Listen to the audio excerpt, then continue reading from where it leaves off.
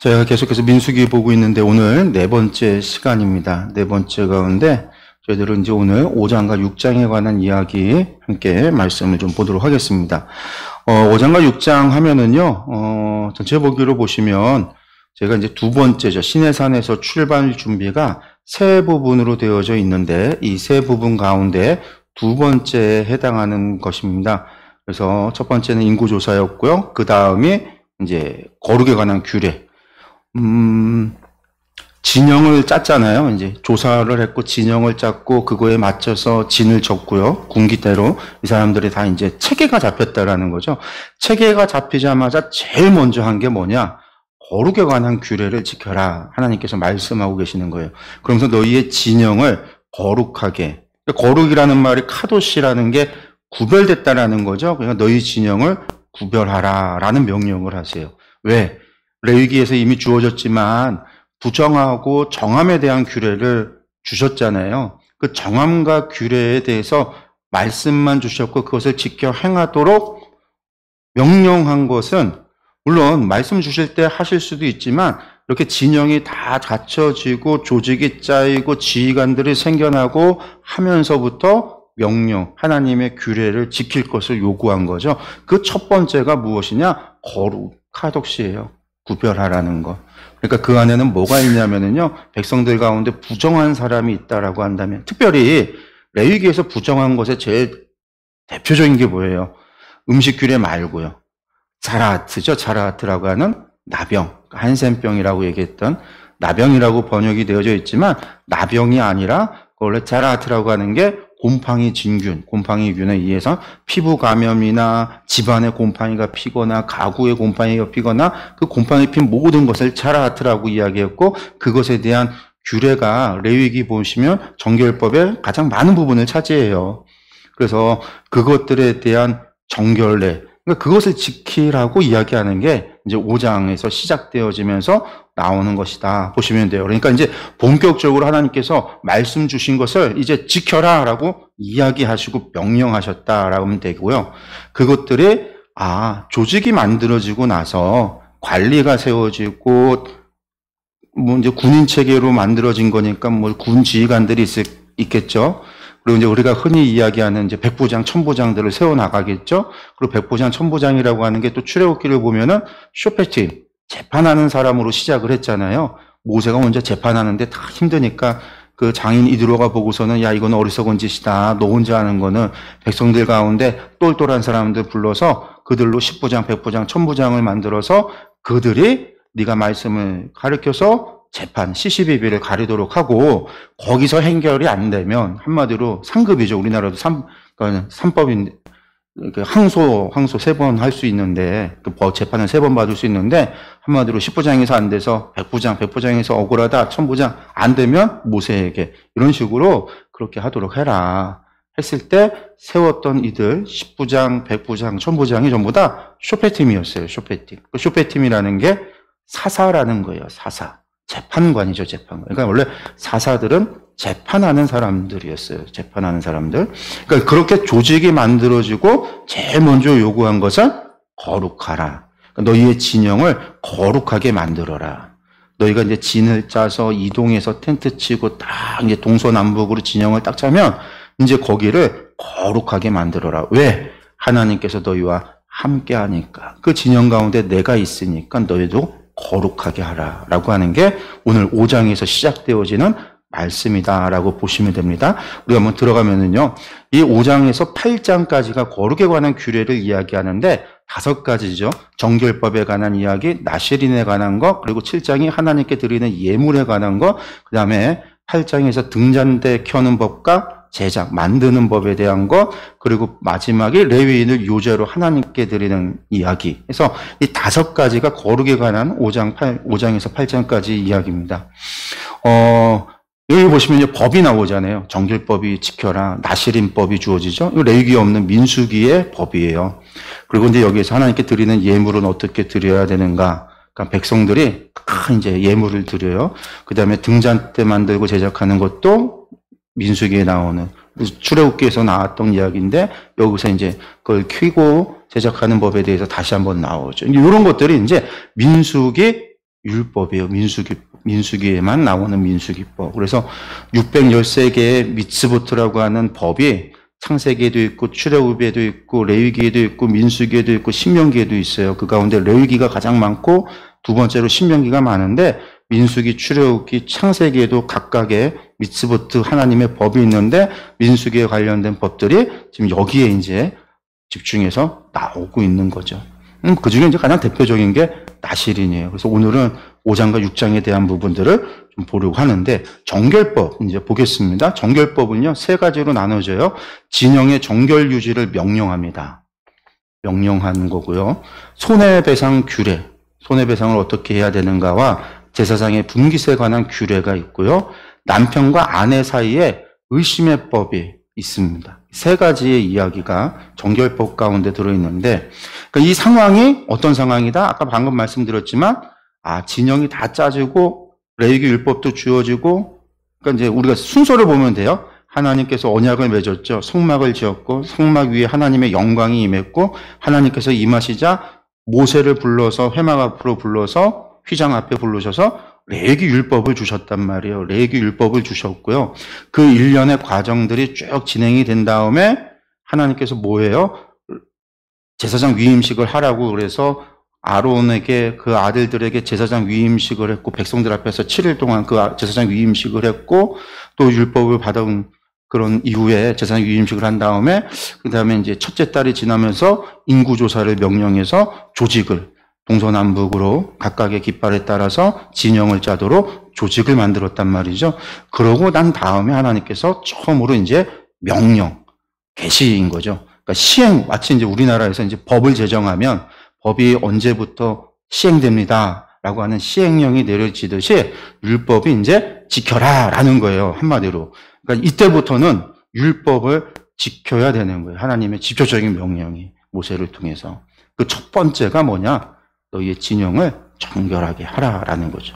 말씀 봅니다. 여호와께서 모세에게 말씀하여 이르시되 이스라엘 자손에게 명령하여 모든 나병 환자와 유출증이 있는 자와 주검으로 부정하게 된 자를 다 진영 밖으로 내보내되 레위기에 나오는 부정과 정결에 관한 규례에서 가장 중요하게 다루는 것들 가운데가 이거죠. 그러니까 레위기 11장이 음식 규례가 나오고 12장부터 시작해서 15장까지, 12장에서 15장까지가 정결, 부정함과 정함에 관한 건데 그 12장에서 15장까지 이야기의 가장 주된 내용이 뭐냐면 차라하트, 나병에 관한 것, 유출증이 있는, 그러니까 여성들의 하혈을 하는 같은 경우 아기를 낳았을 때 피가 나오기도 하고 또 생리를 통해서 피가 나잖아요. 그런 피에 관한 거, 남자들의 유출되어지는 병, 이런 모든 병들에 대한 유출증에 대한 이야기가 있었고, 죽은 자, 피를 가까이 하지 말라라고 하는 이야기, 그거 안에는 죽은 자에 대한 이야기까지 같이 포함되죠. 시체를 다루는 거에 대한 거. 그러니까 그 이야기를 지키라라는 거예요. 제사는 이미 제사장 위임식 하면서 제사 드렸어요. 이제부터 제사 드리면 되는데, 그 다음에 하나님이 바로 이 정결과 부정함에 대한 정결법을 시행 명령을 내린 거죠. 이제부터 지켜라. 이제부터. 그래서 제일 먼저 뭐예요? 다 내보내라. 다 내보내라. 왜 다 내보내요? 정결과 부정함이라고 하는 정결법의 기본이 뭐죠? 부정은 접촉을 통해서 이루어지기 때문에 다 내보내서 격리를 한 다음에 어떻게 해요? 시간이 지나서 이게 단순히 진짜 차라트 나병인지 아니 한센병인지 아니면 한센병이 아니라 단순 피부병이었는지 곰팡이였는지 우리가 그걸 갖다 시간을 두고 지켜보고 7일 지나서 다시 제사장이 확인해서 사라졌으면 이거는 이제 괜찮아. 이제 들어올 수 있어. 진영 중에. 그렇게 이제 하는 거잖아요. 근데 시간이 지나다 없어지질 않아요. 그러면 이건 뭐예요? 아카되면 이건 한센병. 이건 못 들어와요. 그래서 이제 제사장이 그것을 확인하고 하는 거죠. 집에 곰팡이가 폈으면 텐트에 곰팡이 폈으면 다 불태워 버려야 되고 확인해야 되고 가구가 격리했다가 괜찮아지면 제사장이 확인해서 하는 일련의 그 과정들이 요 과정이에요. 그냥 진영 밖에 내보내서 쫓아버리라는 게 아니라 그 과정을 지키라라는 거죠. 그걸 통해서 진영을 구별되게 거룩하게 하라라고 명령하고 있습니다. 보면은 남녀를 막론하고 다 진영 밖으로 내보내서 어떤 사람들, 그런 걸 접한 사람들, 그러니까 부정해진 사람들이요. 그들이 진영을 더럽히게 하지 말라. 내가 그 진영 가운데 거하느니라 하시매. 진영을 거룩하게 해야 되는 이유가 뭐예요? 하나님께서 거기 계시기 때문에 라는 거죠. 이스라엘 자손이 그같이 행하여 그들을 진영 밖으로 내보냈으니 곧 여호와께서 모세에게 이르신 대로 이스라엘 자손이 행하였더라. 모세가 백성들한테 이야기했더니 다 지켰다라는 거예요. 이게 단순히 하루 이틀 만에 끝나는 과정이 아니에요. 왜냐하면 그 사람들 다시 진영에 받아들이는 과정. 이 사람들이 정결해졌다라는 거 판단을 받고 정결례를 해서 깨끗하게 되어져서 다시 진영이 들어올 때까지 그게 확인해서 다시 격리해서 들어올 때까지 시간이 좀 흐르는데 그 과정을 통해서 백성들이 또 그걸 제사장들이 다 확인해야 되는데 지금 제사장은 누구밖에 없냐면 뭐 아론하고 엘르아살하고 이다말하고 셋밖에 없어요. 그 셋이 200만 명을 다 확인해야 되는 거예요. 그러니까 많은 시간들이 좀 흐르고 그 시간 속에서 이것들이 지켜져야 되겠죠. 뿐만 아니라 진영 밖으로 내보낼 때 가기 싫다고 이야기하는 사람, 어린아이부터 남녀노소 할 것 없이 다 그래야 되니까요. 진중 가운데 시끄러울 수 있어요. 그런데 성경은 뭐라고 하냐면 이스라엘 자손이 전부 그같이 행해서 다 내보냈다. 이때 백성들은요. 하나님의 명령에 100% 순종하고 있는 거죠. 그럴 수밖에 없어요. 왜냐하면 하나님의 영광이 그들 가운데 임하는 광경을 봤으니까. 성막 가운데 하나님이 자신들이 지었던 그 성막에 하나님의 그 영광이 가득 차서 성막에 구름이 가득 차 있는 모습을 그들이 봤고 하늘 위에 구름 기둥과 불 기둥이 서 있는 걸 봤으니 얼마나 그런 자연 현상에 두려움이 있겠어요. 오늘날에도 사람들이 조금만 자연 현상이 이상한 게 있으면 두려운 마음이 있잖아요. 어떤 경험을 하게 되면.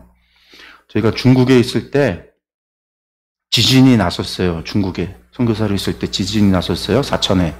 근데 그때 저는 연애 때문에 한국에 나와 있었고 집사람하고 애들은 중국에 있었는데 지진이 난 거죠.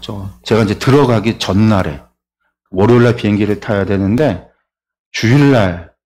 토요일날 지진이 났어요. 토요일날. 제가 월요일날 비행기 들어가는 거였는데 토요일날 아침에 이른 아침에 지진이 난 거예요. 거기가 또 사천이 대지진이 한번 나서 저희가 살던 집도 샤시가 다 비틀어 있어요. 아파트가 휘어 있어갖고 지진 때 휘어 있어서 샤시가 맞질 않아요. 근데 지진이 또 난 거죠. 저는 이제 못 봤는데 집사람이 있을 때 그냥 등이 왔다 갔다 집이 막 이렇게 되더래요. 그래서 그 체린이를 안고 14층에서 뛰어내려왔는데 제가 이제 월요일날 들어갔는데 들어가고도 한 달 가까이 여진이 계속 있는 저도 이제 경험을 했는데 그거 있기 전에 그 제가 들어올 때만 해도 도시 내에 온갖 막 벌레가 날파리가 평소 보지 못할 만큼 엄청나게 많이 나온 거예요. 막 이게 저희가 오토바이 타고 다녔는데 오토바이 타고 다니지 못할 정도. 왜냐면 날파리들이 너무 많이 지나다니니까 막 코로 눈으로 들어가고 입 잘못 들렸다니 입안으로 막 들어가고 막 어마어마한 수만 마리가 막 그냥 여기 요 정도 공간 교회 공간만 해더라도 여기에도 막 수천 마리 막 그런 날파리들이 계속 있는 거예요. 도시 내에. 야, 진짜 이상하다. 왜 이러냐. 한 달 가까이 그랬거든요. 그래서 결국 지진이 난 거죠. 그러니까 진짜 동물들이나 곤충들이나 지진 전조에 민감하다라는 게 진짜 거기서 느꼈어요. 그러니까 그런 걸 보면 사람들은 두려워한단 말이에요. 지금도 그런 걸 경험했던 사람들은 더 그래요. 그런 것들만 보면 지진 나는 거 아니야? 그런 얘기를 하죠. 자연현상. 옛날에는 더 심했단 말이에요. 더 심했단. 그러니까 이 사람들이 두려움, 하나님을 향한 경외함, 열심히 들을 수밖에 없어요. 그러니까 여기서 그냥 제각제각 바로바로 하나님 말씀대로 움직이는 거죠. 이게 몇 달 걸리지 않았습니다. 며칠 내에 끝나요. 왜냐하면 2월 첫날에 첫날에 인구조사를 명령하고 난 다음에 둘째 날 14일에 1월 달에 6월절 지키지 못한 사람에 대해서 6월절 다시 지키라고 그들에 대한 6월절 명령을 하고 난 다음에 진영 떠나거든요. 한 열흘 사이에 다 끝난 거예요. 이 사람들이 그냥 열심히 아주 잘 지켰다라는 걸 알 수 있는 거죠. 어쨌든 하나님의 명령, 제일 첫 번째 명령이 뭐예요? 그러니까 구별하는 게 첫 번째 명령이었다. 하나님이 처음으로 백성들에게 하신 명령이 뭐다? 구별해야 된다라는 거예요. 구별. 하나님 말씀대로 거룩해야 된다라는 거예요. 그 거룩을 명령했고 그 거룩을 부정과 정결함으로 구분하고 구별함으로 지켜줬다라는 거죠. 그 다음에 이제 5장 5절에서 10절까지가 손해배상 규례와 제사장 분깃에 관한 건데 출발하기 전에 또 하나님께서 명하신 게 이거예요. 손해배상에 관한 것을 이야기해요. 속건제에서 이미 하나님께서 무엇을 명령했냐면 사람이 무엇인가를 제물로 가릴 수 있는 것은 속건제를 통해서 내가 손해본 거에 5분의 1 규례를 더 더해서 이게 갚도록 하나님께서 명령을 했어요. 속건제로.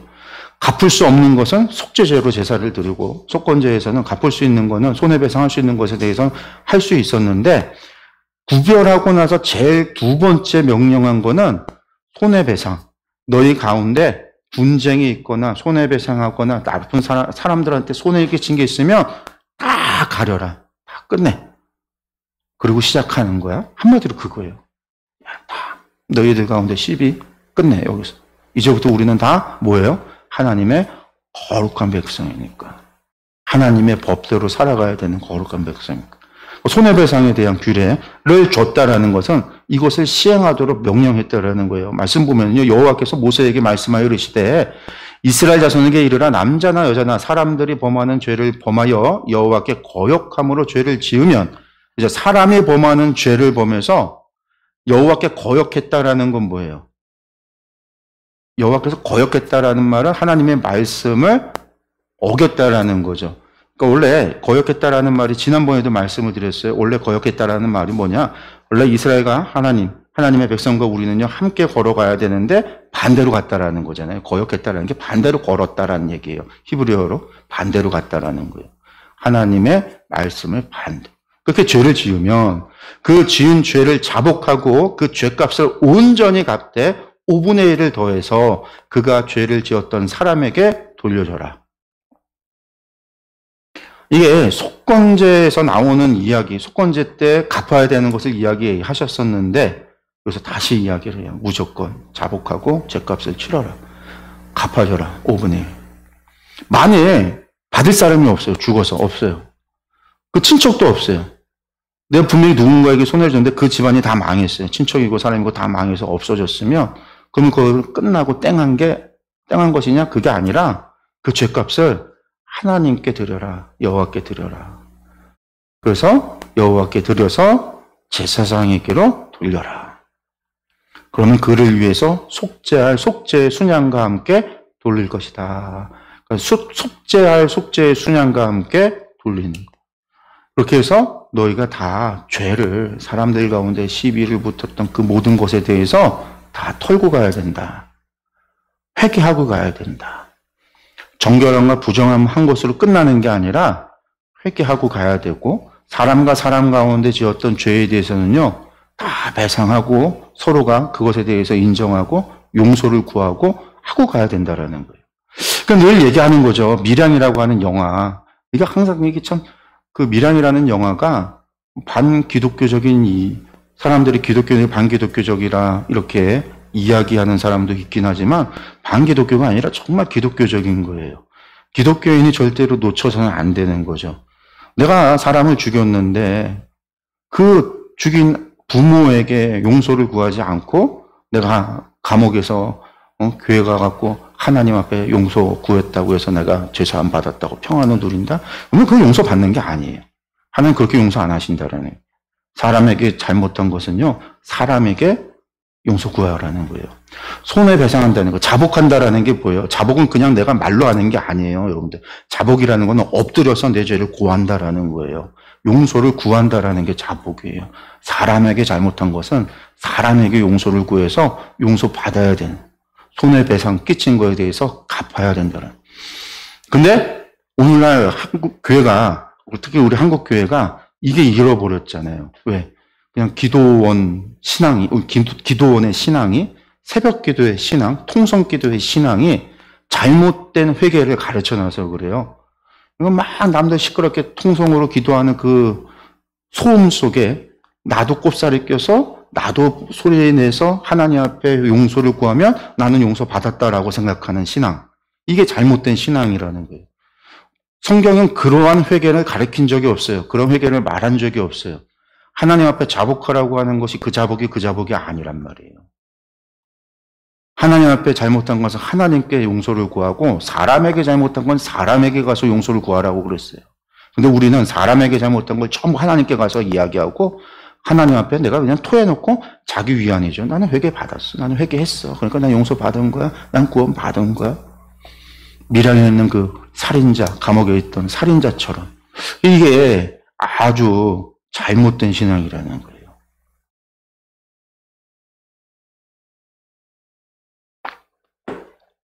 그래서 뭘 하냐? 한때 이제 복음학교라고 하는 게 순회선교단이라고 하는 그 순회선교단이, 지금도 순회선교단이 있어요. 순회선교단에서 하는 복음학교라고 하는 게 한국교회에 좀 센세이션을 일으켰죠. 많은 사람들이 거기 참여해서 막 그 복음학교를 했어요. 근데 복음학교에서 하는 게 뭐냐? 복음에 대한 이야기를 하면서 하는 것 가운데 하나가 죄에 대한 자복이에요. 그 소그룹 모임에서 자기의 죄를 꺼내놓기 시작하는데 그 죄를 얘기 안 할 수 없는 분위기가 만들어져요. 그 간사나 앞에 진행하는 사람들부터 그 자신들의, 그러니까 뭐 아버지 학교나 그런 거 보시면 경험하셨는지 모르겠는데 아버지 학교 같은 경우도 어머니 학교도 소그룹 모임을 하면서 앞에서 인도하는 사람이 자신들의 속마음을 다 꺼내서 있었던 이야기를 간증하듯이 하게 되면 사람들이 전염이 돼서 자기 얘기들을 다 꺼내거든요. 그러면서 이야기를 하면서 거기서 위로받기도 하고 치유받기도 하고 그런 일들을 이제 경험하는데 복음학교도 마찬가지예요. 앞에서 막 그런 이제 뭐 강력한 말씀을 듣는 시간도 있지만 그 죄에 대한 고백을 해서 그 고백을 사람들 앞에 하고 그 고백하는 과정 속에서 자신들도 처음보다 자신이 꽁꽁 숨겨놨던 자기만 알았던 그 죄들을 갖다가 막 끄집어내서 고백하는 그걸 통해서 복음학교 갔다 온 사람들은 나는 복음에 막 그랬단 말이에요. 그게 회개와 자복에 대해서 좋은 것이 영향력도 있고 좋은 것도 있었고 한국교회에 회개가 무엇인지 또 그 얼마나 사람들이 죄성이 있는지 또 목회자들도 많이 가거든요. 근데 목회자들조차도 그 자신의 죄들을 꺼내놔요. 막 자정하는 그런 역할을 하긴 했지만 문제는 사람에 대한 잘못을 거기서 고백하는 거죠. 내가 잘못은 여기에다가 했는데 내 친구한테 잘못해놓고 거기서 고백하고 나는 복음학교 나와서 나는 회개했다라고 하는 하지 않는 그것도 잘못. 그렇게 흘러가야 되는데 흘러가지 못하는 거예요. 그 상황 속에서는 고백하고 이야기할 수 있고 다 하니까 근데 나와서는 못하는 거예요. 사람들 앞에서 못하는 거예요. 근데 그게 아니라는 거예요. 하나님은 분명하게 성경은요. 구약이나 신약이나 다르지 않아요. 예수님도 분명하게 말씀하셨어요. 너 와서 예배 드리기 전에 뭐 하라고 그랬어요? 분쟁한 사람 있으면 가서 화해하라고. 용서를 구하라고. 그리고 와서 예배 드리라고. 하나님께 드리는 예배와 내가 하나님께 잘못한 것에 대해서 죄 지은 것에 대해서 회개하는 것과 사람에게 있으면 사람에게 용서를 구해야 된다는 거예요. 분명하게 얘기하는 거죠. 왜 이것을 또 이 순간에 출발하는 그 순간에 하는가? 이제부터 분란과 분쟁이 있으면 안 되니까 모든 것을 용서를 구하고 용서를 받고 용서를 하는 이 과정을 통해서 하나님과 우리만 화해하는 게 아니라 샬롬이 임하는 게 아니라 이 백성의 공동체가 진을 짜고 이동하고 이제 하나님의 백성으로 거룩한 나라를 만들어 가야 되는데 이 안에서 분쟁하고 시기하고 질투하고 다투고 싸우고 미워하고 증오하고 하는 일들이 일어나면 안 되잖아요. 하나님 그런 나라 만들려고 그들을 출애굽한 게 아니란 말이에요. 그들을 어떻게 해요? 서로가 서로를 사랑할 수 있는 사랑의 공동체를 만들기 위해서 하나님께서 그들을 불러내셨단 말이죠. 그래서 명령하는 거죠. 손해배상이 중요한 게 아니라 자복하고 회개를 구하고 용서를 받고 또 용서를 해줘라. 용서하는 게 쉽지 않아요. 그러나 용서해줘라. 내가 용서를 함으로 말미암아 어떻게 해요? 용서할 수 있는 사람이 되는 거죠.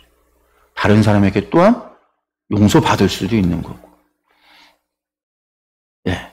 이스라엘 자손이 거제로 제사장에게 가져오는 모든 성물은 그의 것이 될 것이라. 그러니까 이건 뭐예요? 사람들이 다 죽어서 손에 갚을 수가 없으면 제사장이 갖고 와서 하나님께 드리는데 그 드려진 것은 하나님께서 그것은 제사장의 몫으로 두겠다. 그런 거예요. 성물로 하나님께 드려진 거니까 성물이 된 거죠. 그 성물을 태워서 하나님 앞에 그냥 올려보내는 게 아니라 하나님 그것을 제사장의 몫으로 주겠다. 왜? 제사장이 그 사람을 위해서 속죄제의 제사를 드려주니까 한마디로 수고한 값을 쳐주겠다. 하나님께서 그렇게 이야기하시는 거예요. 한마디로. 그래서 각 사람이 구별한 물건은 그의 것이 되나니 누구든지 제사장에게 주는 것은 그의 것이 되느니라. 그래서 이제 그것을 제사장의 분깃으로 주셨다라는 거죠. 그 다음에 이제 세 번째입니다. 남편과 아내 사이의 의심의 법. 요 세 가지가 그러니까 재미있어요. 거룩을 명령하시고 손해배상에 대한 이야기를 했고 그 다음에 세 번째가 의심이에요. 남편과 여자 사이의 의심. 이런 일들이 있을 수 있으니까 지금 그 얘기를 하는 거예요. 왜 그러냐? 지금으로부터 3,400년 전, 기원전 1,400년경. 여러분들 그 시기에 무슨 과학이 있어요? 뭐가 있어요? 아무것도 없다고 그랬잖아요. 청동기 후반에 이 사람들이 애굽에서 진흙으로 벽돌이나 흙으로 벽돌이나 만들던 사람이에요. 그거 가져다가 애굽 사람들이 건축하는데 사용하는 그거나 만들던 사람들이 아무것도 글자도 없고 그런 원시 시대와 같았던 그런 시대의 사람들이에요. 그런데 남편과 아내 사이에 의심이 일어날 수 있다라는 거죠. 간음을 했다라고 하는 의심이 일어날 수 있다라는 거예요. 또 확인할 수가 없잖아요. 지금과 같이 무슨 과학이 있어서 확인해 보거나 뭐 분별해 볼 수 있는 게 아니니까요. 그 의심만 할 수 있어요. 그런데 당시에 여성이라고 하는 이집트라고 하는 곳이 여성의 권한이 높았어요. 그래서 여성 파라오가 있었던 시대이긴 하지만 여자가 파라오가 되는 그러한 시기이기도 그런 나라이기도 하지만 종들 사이에는 그런 게 없죠. 그러니까 우리가 그걸 흔적을 알 수 있는 게 이스라엘에 있어서 사람 세는 거는 남자만 세잖아요. 여성은 남자의 소유. 그 정도로만 봐요. 그러니까 남자가 저 여인이 음란한 것 같아라고 남편이 그러면요. 그 여인 언제든지 그냥 돌로 쳐서 죽이거나 내쫓거나 그러고서는 세상가 가거나 하는 일들이 벌어질 수 있었다라는 거예요. 물론 애굽의 법이 파라오는 많은 아내를 둘 수 있지만 백성들은 일부 일처가 기본적인 법이었지만 일부 일처라고 하는 법이기 때문에 어떤 일이 발생했다고 제가 지난번에 얘기했죠. 갈아치우는 거. 내가 있으면서 더 데리고 사는 게 아니라 싫으면 내버리고 다시 여성이 소방맞거나 쫓겨나거나 죽인다거나 하는 일들이 일어날 수 있었던 곳이 애굽의 하위계층 사람들, 애굽에서 일어나는 일들이에요. 그러니까 그 모든 일들이 뭐로부터 시작돼요? 남편이 아내를 의심하거나 남편이 아내에 대해서 사랑이 식거나 다른 여자가 생겨서 아내를 바꾸고 싶거나 남편의 욕망과도 관련이 되는 거죠. 어쨌든 그런 그때의 5장에 하나님께서 이야기하시는 겁니다. 세 번째 법이 이거예요. 모세에게 또 말해서 뭐라고 말씀하시냐. 만약 어떤 사람의 아내가 탈선하여 남편에게 신의를 저버렸고 한 남자가 그 여자와 동침하였으나 그의 남편의 눈에 숨겨 드러나지 아니하였고 그 여자의 더러워진 일에 증인도 없고 그가 잡히지도 아니하였어도 그러니까 이런 일이 있을 수 있죠. CCTV에 있는 것도 아니니까 뭐 확인할 수도 없고 증인도 없고 아무것도 없는데 봤는데 이 여자가 행동이 이상하고 말이 이상하고 그래서 의심이 들어요. 현장은 보지 못했어요. 잡지 못했으니까. 그래도 라는 얘기예요. 그 남편이 의심이 생겨 그 아내를 의심하였는데 그 아내가 더럽혀졌거나 또는 그 남편이 의심이 생겨 그 아내를 의심하였으나 그 아내가 더럽히지 아니하였든지 두 가지 경우가 있겠죠. 남편이 의심을 했는데 실제로 의심받을 짓을 간음을 했거나 혹은 간음하지 않았는데 그저 남편이 의처증이 생겨서 아내를 의심했거나 이 둘이 일어나면 무조건 어떻게 해야 되냐. 아내를 데리고 제사장에게로 가져가라. 그러고서는요. 그녀를 위해서 보리가루 10분의 1 에바를 헌물로 드리되 그것에 기름도 붓지 말고 유향도 두지 말라. 이는 의심의 소재요. 죄악을 기억나게 하는 기억의 소재라. 그 소재는 무조건 감사의 제사라고 생각을 하는데 여기서는 이것은 감사제가 아니라 기억의 소재, 죄악을 기억나게 하는 소재라는 거예요. 왜? 이걸로 뭐 하냐면요. 이 뒤에 보면은 16절에서 18절 보면은요. 여호와 앞에 제사장이 오면 여호와 앞에 세운 다음에 바닥에 흙을 잡아다가 물에다 타요. 그런 다음에 그것을 갖다 손에 들고 하나님 앞에 소제를 드리는데 맹세하게 하면서 저주의 말을 쏟아부어요. 한마디로. 그래서 너 이거 먹으면 너 뒤진다. 한마디로 이거죠. 맹세하느냐? 묻는 거예요. 이제 그런 일련의 일들을 하는 거예요. 그러면서 이게 19절이 이제 맹세에 관한 이야기인데, 여인에게 맹세하게 하여 그에게 이르기를 내가 내 남편을 두고 탈선하여 다른 남자와 동침하여 더럽힌 일이 없으면 이 저주가 되게 하는 이 쓴물의 해독을 면하리라. 마셔도 해가 안 될 거다. 그런데 탈선했고 몸을 더럽혔고 다른 남자와 동침했으면 이거 먹고 어떤 일이 벌어지냐? 내 넓적다리가 마르고 배가 부어서 내 백성 중에 저주거리가 되고 맹세거리가 되게 할 거다. 라는 거예요. 이 저주가 되게 하는 이 물이 내 창자에 들어가서 내 배를 붓게 하고 내 넓적다리를 마르게 하리라 할 것이요. 여인은 어떻게 해요? 아멘, 아멘 할지라 이야기하는 거예요. 그러니까 이 맹세하게 하는 거예요. 맹세. 근데 사실 맹세가 무슨 나쁜 사람들한테서 맹세야 거짓 맹세도 얼마든지 할 수 있잖아요. 근데 이스라엘 사람들이 봐온 게 있잖아요. 하나님을 향한 두려움과 경외함이 있으니까. 여러분 실제로 물을 마시고 그런 하나님께서 못하실 일이 없지만 이걸 과학적으로 논리적으로 증명할 수 있는 것은 아무것도 없어요. 그저 먹고 그걸 먹었는데 뒤에 보면은요 두루마리에 글자를 써서 그걸 물에다 빨아요. 그래서 그 물을 마시는 거예요. 그러니까 이 두루마리라는 게 빨 수 있다는 건 아마 양피지 가죽에다가 조금 해서 뭐 쓰거나 했었겠죠. 근데 가죽이 오래되면요 더러운데 그걸 물에 씻으면요 거기 얼마나 물이 더럽겠어요, 여러분들. 오늘날로 치면 그거 먹으면 당연히 뭐 이질이 걸리거나 분명히 그럴 텐데 당시의 물이 뭐 다 그래요. 다 더러운 물이죠. 근데 어쨌든 먹고 이질 걸릴 수도 있고 안 걸릴 수도 있고 병에 걸릴 수도 있고 안 걸릴 수도 있고 마침 또 그게 더 더러웠으면 위생이 우리가 생각하는 위생하고 좀 달라요. 여러분들 그 유목민들이 세수 어떻게 하시는지 아세요? 모르죠, 세수. 에이, 오아시스 가서 하겠지. 여러분들 오아시스 가서 세수 못해요. 오아시스 가서 목욕하거나 막 그러면 큰일 나요. 그건 먹는 물인데. 이 유목민들이 세수를 어떻게 하면 낙타오줌 받아서 세수를 했어요. 씻었어요. 낙타오줌 받아서. 물이 귀하니까. 그 얘기는 거의 안 씻었다라는 거죠. 안 씻었다. 제가 티벳 장족만, 티벳 성경에 티벳만 해도 1년에 한 번 목욕한다고 그랬거든요. 1년 내내 안 씻어요. 거긴 물도 안 들어가요. 물을 신령하게 봐서. 물을 들어가질 않아요. 수영하거나 그런 게 전혀 하질 않아요. 그러니까 1년에 한 번 딱 씻는다고 그러는데, 그러니까 엄청 들어요. 손바닥만 뭘 자꾸 만지니까 자연적으로 씻겨지고, 좀 깨끗하게 번질번질하고, 손바닥 딱 건너서부터는 아주 시커멓게 돼 있어요. 하여튼 그래요. 근데 유목이 그래요. 그 낙타오줌으로 씻었어요. 낙타오줌으로 받아서. 그런 사람들이 만지고 씻고 해서 마셨다. 그럴 수 있죠. 근데 중요한 건 그게 아니라 하나님 앞에 맹세하게 한다라는 거죠. 그래서 이걸 해서 또 뭘 어떻게 하겠다라는 거예요. 이에 의해서 맹세하게 해서 아멘 아멘 했어요. 결국 그걸로 솔직하게 고백하게 하는 거 말고는 당시에 방법이 없으니까 할 수 있는 건 뭐예요? 저주의 말로 두려움을 통해서 그가 솔직하게 말할 수 있도록 하는 거죠. 하나님 앞에 나와서 사실은 그렇게 이야기하는 거죠. 그러면서 이것이 의심의 법이니 아내가 그의 남편을 들고 탈선하여 더럽힌 때나 또는 그 남편이 의심이 생겨서 자기 아내를 의심할 때 여인을 여호와 앞에 두고 제사장이 이 법대로 행할 것이라. 남편은 무죄할 것이요 여인은 죄가 있으면 당하리라. 그러니까 이것이 남편이 그냥 단순히 의심해서 여자를 갖다 갈아치기 위해서 그런 게 아니라 또 한편으로는 그냥 여성에게만 이 법을 적용해서 그냥 재판하고 그런 게 아니라 이걸 통해서 뭐 하는 거예요?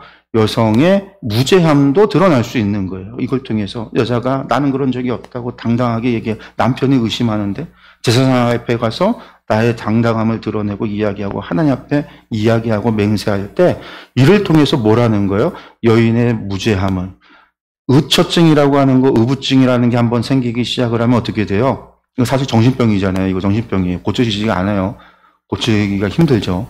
계속 그런단 말이에요. 그러나 이것이 하나님 앞에 무죄함이 드러나면요. 더 이상 남편도 어떻게 할 수가 없는, 사실은 여성의 일방적으로 남성을 위한 법이 아니라 여성을 보호하기 위한 법이기도 한 거죠. 왜 이런 걸 줬느냐? 당시에 이런 일들이 있으니까. 성경은 또 뭘 했어요? 이혼에 대해서 허락하지 않아요. 혹여나 여인이 그러면요, 이혼 증서를 써서 여인을 이혼하도록 했어요. 모세가 이혼 증서를 쓴 거. 그거는 쉽게 여인을 이혼해서 쫓아내기 위함이 아니라 이혼 증서를 받은 여인은 그 뒤로 어떻게 해요? 새 결혼할 수가 있어요. 증서를 받아서는.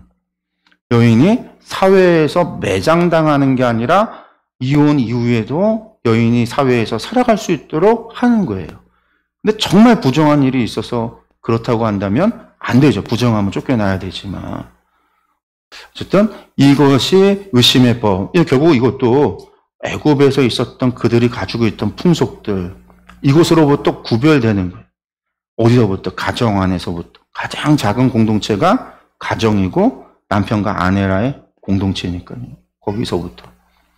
그 다음에 이제 6장이 나실인에 관한 겁니다. 우리가 나실인에 관한 건 너무나 잘 아는데 6장의 이야기도 세 가지가 나와요. 나실의 기간 동안 내가 지켜야 되는 정결의 규례가 있고요. 나실인이 종료가 되면 종료 이후에 종료하면 내가 어떤 것을 지켜서 종료하고 다시 일반 사람으로 돌아가야 되는 그 규례가 있고요. 마지막이 6장 마지막은요. 제사장의 축복하는 거에 대한 규례가 나와요. 먼저 나실인 기간 동안 지켜야 되는 정결 규례인데요. 보시면 또 모세에게 명령하죠. 이스라엘 자손에게 그들에게 전하여 이르라. 남자나 여자가 구별이 없습니다. 첫 번째, 구별이 없어요. 남자나 여자나. 여성이 제사장이 될 수 없어요. 여성이 제사장이 될 수 없어요. 그래서 여자 제사장은 없어요. 한 번도 없어요. 나중에 중간사 보면 중간사에 보면 그 하스몬 왕조에서도 그 여자가 여왕이 돼요. 엄마가 여왕이 되고, 왜냐면 제사장이 될 수 없으니까. 그 왕이, 그때 하스몬 왕조의 왕이 제사장과 왕 두 가지를 다 겸직을 했는데, 여자 이름이 생각이 안 나는데, 그 여자가 자기가 이제 여왕이 됐는데, 제사장이 될 수 없으니까 아들을 제사장으로 시키죠. 히르카누스라고 하는 아들을 제사장으로 시켜요. 그래서 그 이제 두 아들 가운데 이게 다툼이 일어나서 결국은 에돔의 그 헤롯에게 나라가 홀라당 넘어가는 일이 발생하게 되는데 나중에 그때도 보면 여성이 제사장이 될 수 없다라는 게 나오거든요. 그러니까 나살리는 건데 그렇지 않아요. 남자나 여자나 할 것 없이 구별 없이 나실인이 될 수 있는데 특별한 서원 곧 나실인의 서원을 하고 무엇을요? 자기 몸을 구별해서 하나님께 드리려고 하며, 그러니까 나실인은요, 나질인이라고 하는 말 자체가 드리다라고 하는 뜻이래요. 나지르가 구별하다, 떠나다, 드리다라는 뜻을 가지고 있어요. 나자르라고 하는 말에서 유래가 된 건데, 구별된 자다라는 얘기고, 하나님께 드려진 자다라는 얘기고, 하나님께 거룩하게 구별되어 드려졌으니까 뭐예요? 죄에서 떠나 성별되어 하나님께 바쳐진 자, 이런 뜻이 전부 다 나실인이라고 하는 뜻이에요. 구별된 자. 근데 그것을 소원하는 거죠. 소원은 뭐예요? 내가 하는 거예요. 내가. 소원은 자발적으로 하는 게 소원이잖아요. 소원은. 구두로 자신의 것을 무엇은 바치겠습니다라고 하는 게 소원이란 말이에요. 나를 바치겠습니다. 혹은 성경에 보면요, 내 집을 바치겠습니다. 내 땅을 하나님께 바치겠습니다. 그 규례가 다 나와요. 집에 관한 규례, 땅에 관한 규례, 혹은 사람에 관한 규례, 이것이 있어요. 소원이. 뿐만 아니라 내가 나를 바치겠다라는 소원도 있지만 부모가 자식을 바치겠다라고 하는 소원도 하나님은 그것이 소원이라고 그래요. 대표적인 게 누구예요? 사무엘 같은 경우는 한나가 하나님 앞에 바치겠습니다라고 하잖아요. 한나의 소원이죠. 사무엘하고는 상관없는, 사무엘이 한 게 아니잖아요. 태어나기도 전에 그냥 엄마 한나가 바치겠다고 해서 바쳐진. 그 하나님께서 명령하는 경우도 있어요. 하나님, 너는 나실인이 되어야. 기간 동안. 이제 그렇게 하나님의 직접적인 명령도 있어요. 그것에 의해서 소원하는. 그래서 자기 몸을 드리는 게 나실인이에요. 그러니까 나를 드렸다. 그러니까 내 몸을 드렸으니까 이제부터는 어떻게 돼요? 거룩하게 구별되어 하나님 앞에 드려졌으니까 내 마음대로 사는 것도 아니에요. 살아서는 안 되는 거죠. 하나님의 법대로 살아야 되고 구별되어야 되고 항상 그 거룩을 지켜야 되는 거예요.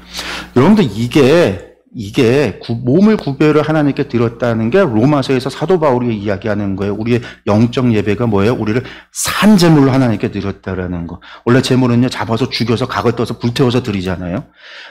죽여서 드리는 게 제물인데 우리를 산 제물로 하나님 앞에 드렸다. 우리 몸을 드린 거예요. 나실인. 우리가 하나님 앞에 구별되도록, 세상으로부터 구별되도록 드리는 것. 구별된 삶을 살아가는 게 우리가 드릴 영적 예배다라는 거예요. 그냥 나와서 예배 시간에 참여하는 게 예배가 아니라. 그래서 나실인은 어떻게 해야 돼요? 그의 삶이 구별돼야 되죠. 그거에 대해서 이야기하는 거예요. 첫 번째는 포도주와 독주를 마시지 말고 초도 먹지 말래요. 포도주로 된 초, 독주로 된 초, 초라는 게 식초죠. 마시지 말고, 즙도 마시지 말고, 생포도나 건포도도 먹지 말라. 아예 포도는 입도 대지 말라는 거예요. 근데 이게 결코 쉬운 게 아니에요. 이거 되게 어려운 거예요. 왜 그러냐면, 물이 귀하다고 그랬잖아요. 물이 없어요. 그 사람들이 항아리 같은 거에다 물을 떠다 놓고요. 가만히 내비두면 불순물이 가라앉으면 위에 거만 살짝 떠서 그걸로 식수를 삼는데, 식수하기 힘들죠, 사실은. 이스라엘, 우리나라는 화강암지대이기 때문에 안반수가, 우물에서도 안반수가 올라오기 때문에 물이 깨끗한 거예요, 우리나라 물이. 중국만 해도요, 우물에서 물 뜨면 그 물 못 마셔요. 왜? 석회지대이기 때문에 그 물 속에 석회나 안반이 아니에요. 불순물이 많이 들어있어요. 그래서 그 사람들이 무조건 끓여 먹는 거예요. 그 물에다가 야채를 씻어서 야채를 못 먹어요. 씻으면 더 더러웠기 때문에.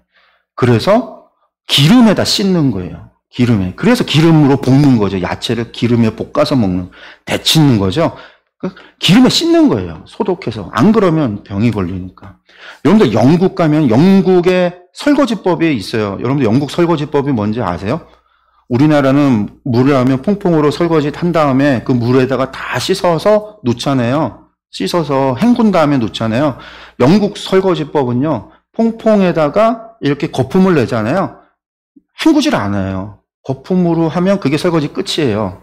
그걸 행주로 닦는 거예요. 왜? 물이 더 더럽기 때문에. 퐁퐁으로 해서 거품을 내서 씻으면요, 그게 더 깨끗하지, 물이 석회물이기 때문에 깨끗하지 못해서 여기다가 씻질 않아요. 그게 그래서 영국 설거지법이에요. 하고 나면 그 거품 있는 걸 행주로 닦아서 놓는 거. 그게 영국 설거지법이에요. 물이 지금 석회물이에요. 석회물. 못 먹는 거라는 거예요. 중국도 수돗물이 석회물이에요. 그래서 오래도록 그냥 마시면 이빨 사이가 다 썩고요. 포트 같은 거 물 끓이면은요, 그 안에 나중에 석회가 막 이렇게 껴있어요. 못 써요. 기구 이제 버려야 돼요. 바꿔야 돼요. 그래서 이제 물 끓이고 하는 요리기구들이 자주 고장이 나요. 왜? 물이 다 석회니까. 우리나라는 안반수기 때문에 괜찮은 건데. 제가 티벳에서 거기 산에 우물이 있어서 그 산속에 갔을 때 우물을 보여줘서 물을 뜨는데요. 우물에서 물을 떴더니 무슨 물이 나오냐면 꾸정물이 나와요. 그 마을에는요, 그 우물이 하나인데 거기서 떠서 먹는 물이, 우물에서 나오는 물이 꾸정물이에요. 계곡에서 나오는 물을 뜨러 가려면은요, 한 3, 40분을 계곡을 내려가서 가야 계곡물이 있어요. 그런데 마을이 있었거든요. 거기는 뭐 애들이 전혀 씻질 않지. 뭐 온 몸이고 다 시커먼데. 근데 이스라엘도 그래요. 이스라엘도. 거긴 물이 없어서 빗물을 흘러내려오는 걸 받도록 하는, 그 빗물을 받아서 내비두고 떠서 그 물이 더러워요. 막 온갖 모기, 유충들 막, 유충이 벌글벌글, 모기 유충이 있는 그 물을 떠다가 여러분들 그걸 가라앉히고 걷어내고 끓이고 그러고 먹는. 그러니까 물이 없어요. 기원전 1400년 더 심한 거죠. 그러니까 물이 없기 때문에 이 사람들은 그러면 식수를 어떻게, 물 없으면 인간은 죽는데요. 그래서 포도주를 먹는 거예요. 물 대신에. 음식 먹을 때마다 포도주를 먹는 게, 여러분들 술 먹는다고 생각하고 먹는 게 아니라 이 사람들은 식수를 대신하는 거예요. 즙을 내서 먹어요. 물을 먹어야 되니까 과일즙을 내는데, 과일즙, 거기에서 나는 과일 가운데 즙이 제일 많이 나오는 게 포도예요. 포도. 그러니까 포도즙, 그리고 포도즙은요, 오래 보관이 가능해요. 그리고 오래 보관되다 보면 그 즙이 포도주가 되고 술이 되는 거잖아요. 술이 되고 오래되면 더 술이 되는 거고, 더 말라지면 이게 더 증류가 되고, 보관이 제대로 안 되니까, 보관되는 것도 이 나무 통, 오크 통이랑 그런 것들이 만들어지는 중세 이후에 그런 것들을 통해서 오래 숙성시키고 하는 것들이 나오지, 보통 그냥 담아 놓으면 그냥 이게 증발이 되다 보면 그냥 이게 독주가 되는 거예요. 그냥 원전같이. 그러니까 이 사람들이 무슨 포도주 만들려고 하는 게, 포도즙을 내면 처음 만들면 포도즙이고, 시간이 지나서 한 보름 지나고 한 달 지나면 포도주가 되는 거고, 이게 더 오래 지나면 독주가 되고 그러는 거예요. 과일이 다른 것들은 해놓으면 상하니, 포도가 오래 가니까. 근데 이게 물 대신 마시는 거예요. 근데 나시린이 되면 이걸 못 먹도록 됐다. 물이 없어요. 이 사람들 생활이 얼마나 힘들까. 힘들 수밖에 없어요. 되게 힘든 거예요. 이거는 식수가. 근데 하나님이 먹지 말라. 매번 먹을 때마다 목이 마를 때도 쉽게 구할 수 있는 것을 먹는 게 아니라 물을 내려서 가라앉힌 걸 떠서 끓여서 내 보관해 놨던 거 그런 걸 이제 먹도록 삶이 일반 사람들하고 구별될 수밖에 없죠. 또 술하면 술 취하잖아요. 술 취하면 잘못된 일을 범할 수 있고 이런 것들에 대해서 못하도록 하는 거죠. 그 다음에 또 뭐예요?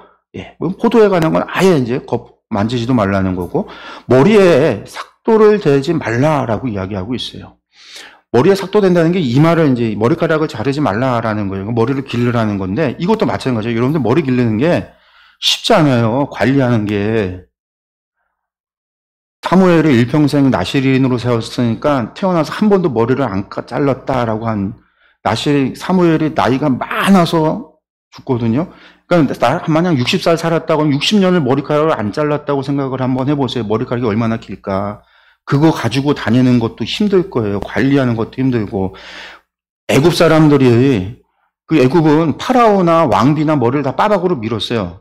그러니까 그래서 빠박으로 미는 게 종교적인 의미도 있고 당시 사람들이 머리를 밀어요. 왜 그러냐면 물이 귀하니까 머리를 못 감으면 머리가 가렵고 이 안에 뭐가 생겨요? 머릿속에 이가 바글바글하게 생겨요. 이가 바글바글 하거든요. 그러니까 이제 사람들이 잘라버리는 거예요. 물이 많고 잘 씻을 수 있는 지역일수록 머리를 기르고요. 물이 없고 씻지 못하면 머리를 자르는 거예요.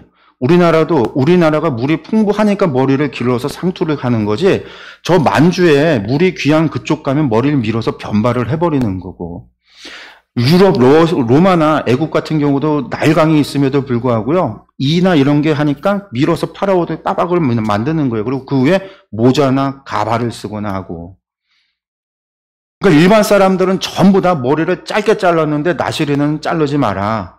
그래서 어떻게 해요? 구별하는 거죠. 사람들하고 완전 다르도록 보이게도 구별되고. 그리고 이 사람들은 얼마나 힘들겠어요. 이 머리카락을 관리하는 게. 삶도 이것을 관리하기 위해서 애쓰고 노력하고 패턴이 달라요. 삶이 달라질 수밖에 없어요. 삶 자체가. 그것에 대한 걸 우리가 같이 생각해야 돼요. 이 나시린이 되면 쉬운 게 하나도 없구나. 마시는 것도 달라야 되고 머리에서 이거 관리하는 것도 얼마나 힘들겠어요. 근데 그걸 통해서 내가 구별되어졌다라고 하는 것에 대한 자부심, 내가 구별되어졌다라고 하는 경각심, 구별되어졌다라고 하는 하나님의 바쳐진 자라고 하는 것을 깨닫고 생각하면서 살아가도록 하는 거죠. 그래서 날이 차기까지 그것이 그를 거룩한 즉 길게 자라게 하라라는 거예요. 자기 몸을 하나님을 여호와께 드리는 모든 날 동안은 시체도 가까이 하지 마라. 그래서 형제, 부모, 자녀가 죽었어도 나시린 동안에는 장례 치르지 못하도록 가까이 하지 않도록. 왜? 자기 몸을 하나님께 드린 표가 머리에 있으니까. 그 표가 뭐예요? 자르지 않은 머리카락인 거예요. 그게 표예요. 그러니까 머리를 삭도를 안 되는 게 표였구나. 그건 뭐예요? 누가 봐도 저 사람은 하나님께 드려진 거룩한 사람이구나 라는 걸 알 수 있도록. 다른 사람도 보고 알 수 있도록. 그래서 그 사람에 대해서 존중해 실수하지 않도록. 실수로라도 포도주 한 잔 더운데 목마른데 이거 한 잔 마세요. 그런 얘기하지 않도록. 근데 나중에 이스라엘이 타락하면은요, 아모스서를 보면은요, 이런 나시린들만 데려다가요, 괴롭혀요. 억지로 포도주 먹이고요, 막 부정한 거 만지게 하고요. 그게 이스라엘 사람들, 권력 가지고 돈 있는 사람들이 행했던 유의였어요, 막. 나시린들을 괴롭히는 거. 이게 나시린이 사는 동안, 나시린 기간 동안 지키는 거예요. 그러면 나시린 기간은 언제예요? 평생을 나시린으로 사는 사람이 있고, 사무엘처럼요. 그리고 기간을 정해서 짧게 나시린의 기간을 정하는 사람도 있어요. 사도 바울이 갱그리아에서 머리를 잘랐다라는 표현이 그가 나시린 기간이 있었고, 그것이 끝나서 잘랐구나라고 우리가 유추하는 것처럼 기간이 그렇다. 그러니까 누가 갑자기 그 곁에서 죽어서 스스로 구별한 자의 머리를 더럽히면, 혹시라도 그렇게 되면, 그러면 그날 머리를 밀고, 근데 머리를 밀어도 어느 날, 7째 날에 밀어라. 안식 후 다음 날, 7째 날에 밀어라. 아니, 안식일 날 미는 거죠. 안식일 날 밀고, 8째 날에는 하나님 앞에 제사장이 와서 제사를 드려야 돼요. 속죄제와 번제로. 속죄제는요, 내가 부정해졌습니다. 내가 나시린 하나님께 드려진 자인데 구별하는 것을 내가 지키지 못했습니다라고 하는 죄, 용서를 구하는 거고요.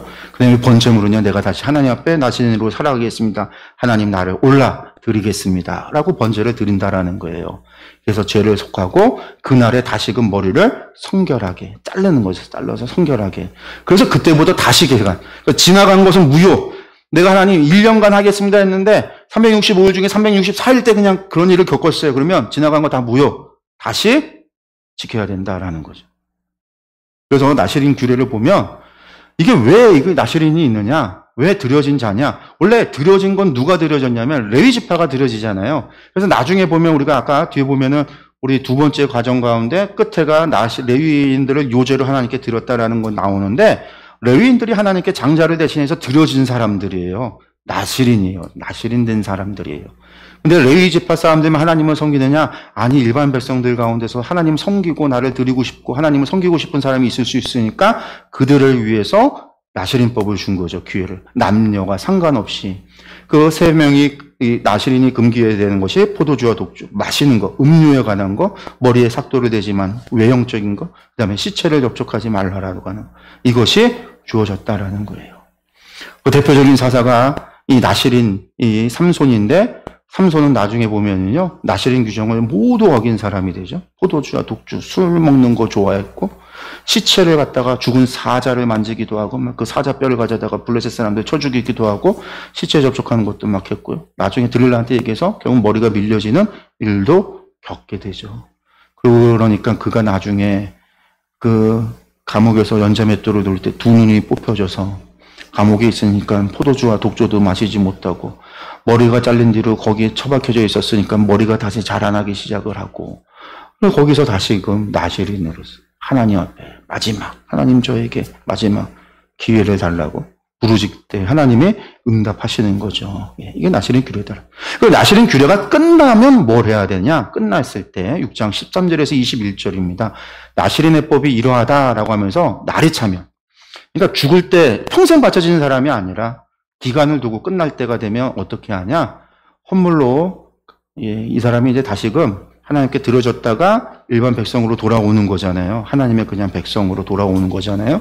그러니까 이때에 하나님의 백성으로 돌아올 때에도 번제물과 속죄제물과 화목제물과 소제와 전제물의 제사를 드려요.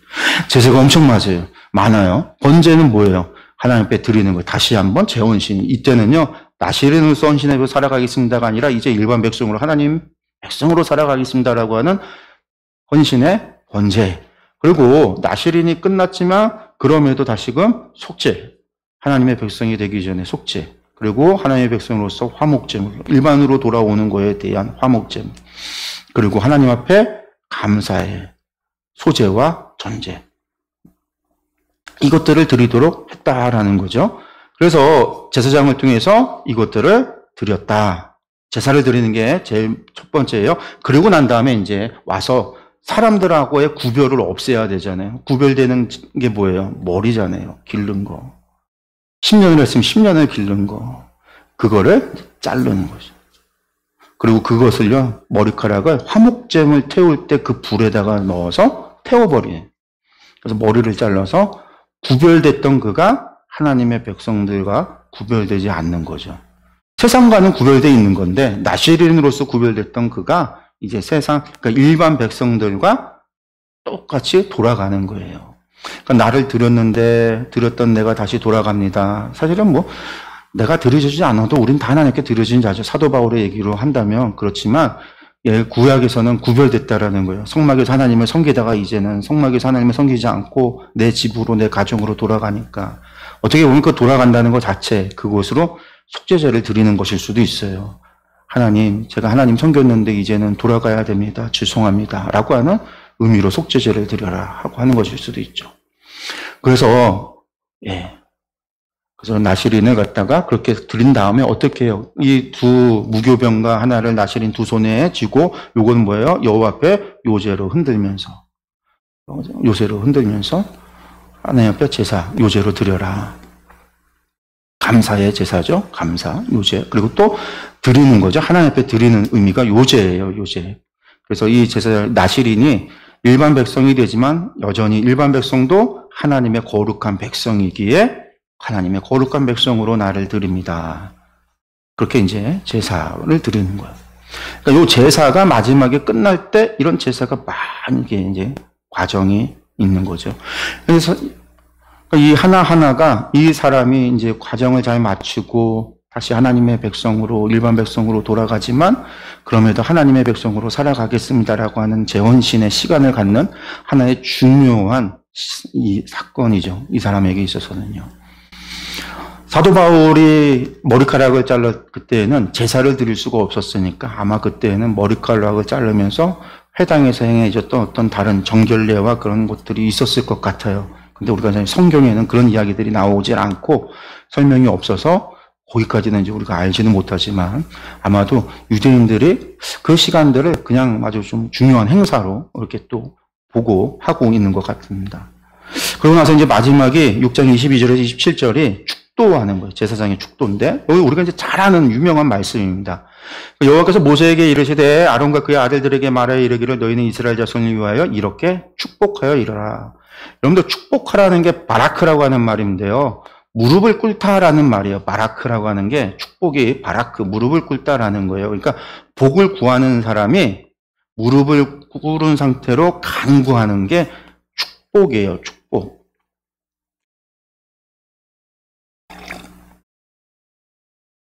그러니까 잘 보셔야죠.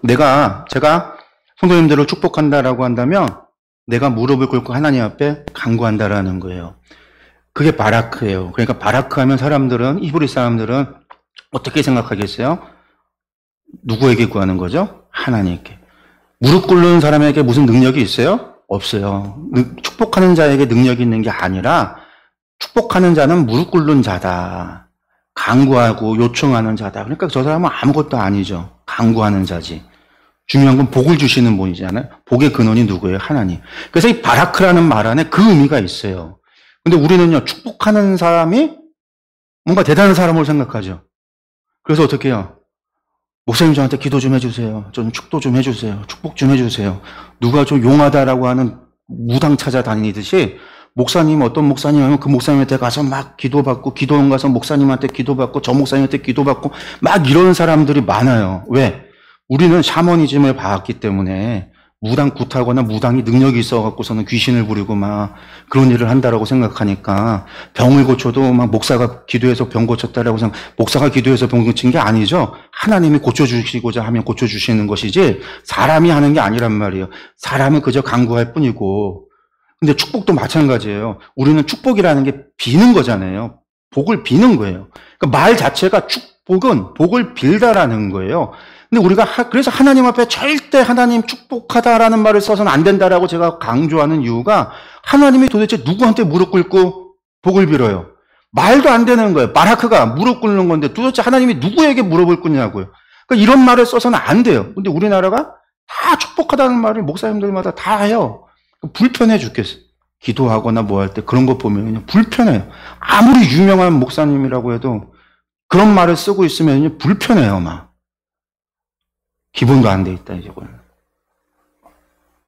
우리가 그런 게 은연중에 우리 가운데 와서 우리가 그런 말을 사용하면서 우리가 그렇게 생각을 하는 거예요. 근데 이미지가 아니에요. 바라크 무릎 꿇는 거예요. 그러니까 목사에게 능력이 있는 게 아니란 말이에요. 누구에게 가서 기도받을 필요가 없어요. 우리는 하나님께 간구하는 거지. 내가 하나님께 무릎 꿇으면 돼요. 내가 내 자녀에게 바라크 해주면 돼요. 목사가 해주나 부모가 해주나 옆집 아저씨가 해주나 차이가 없어요. 복을 주시는 분은 하나님이시지. 복을 받는 사람이 하나님 앞에 얼마나 신실하냐가 중요한 것이지 복 받을 만한 삶을 산 사람에게 하나님이 복을 주시는 거지 누가 복을 빌어줬느냐가 누가 무릎을 꿇었느냐가 중요한 게 아니라는 거죠. 바라크. 어떻게 바라크 하냐. 여기 나오죠. 여호와는 내게 복을 주시고 너를 지키시기를 원하며 여호와는 그의 얼굴을 내게 비추사 은혜 베푸시기를 원하며 여호와는 그 얼굴을 내게로 향하여 긋으사 평강 주시기를 원하노라 할지니라. 이거 되게 유명한 요절이죠. 여기서 주어가 누구예요? 여호와는. 복의 근원이 누구세요? 여호와 하나님이시다. 하나님께서 하시는 거예요. 하나님께서 하시는 거예요. 사람이 하는 게 아니라 사람은 축복하는 자는 무릎 꿇는 자라는 거예요. 바라크는 무릎 꿇는다라는 거예요. 축복은 복을 비는 거예요. 인간이 비는 거고 하나님은 복을 주시는 분이시다라는 거예요. 복을 주시고 너를 지키시길 원하고 얼굴을 비추시고 은혜 베푸시기를 원하며 얼굴을 내게 해주라. 평강 주시기를 원한다. 하나님은 우리에게 복을 주시고 은혜를 베푸시고 평강을 주시는 분이시다. 평강의 근원이요 은혜의 근원이요 복의 근원이 여호와 하나님이시다. 이것을 기억하시기 바랍니다. 그래서 제 백성들에게 축복하라라는 거죠. 6장까지 이야기고요. 그 다음에 이제 7장에 이 모든 것이 다 끝나고 나면 이제 백성들이 하나님 앞에 헌물을 드려요. 예물을 드리고 그 다음에 이제 마지막 레위인들이 하나님 앞에 등잔대를 껴서 성소를 밝히고 그 성막 제사 뭐 이런 것들에 대한 이야기들이 쭉 나오고 레위인을 하나님 앞에 드리는 것으로 8장까지 이야기가 끝납니다. 이 7장부터 8장까지는요. 다음 주는 이제 부흥회 때문에 안 되고요. 그 다음에 이어서 하도록 하겠습니다. 오늘 여기서 마치도록 하겠습니다. 기도하겠습니다.